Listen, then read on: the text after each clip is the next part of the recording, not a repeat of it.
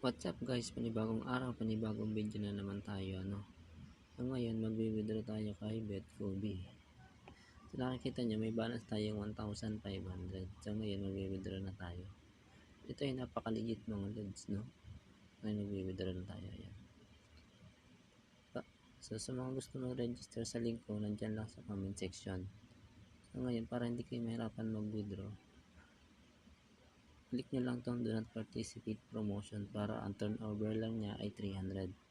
So mag-withdraw na tayo. Click natin itong withdraw. So ayan. 582.86. So i-withdraw na natin yan. Click lang natin itong withdraw.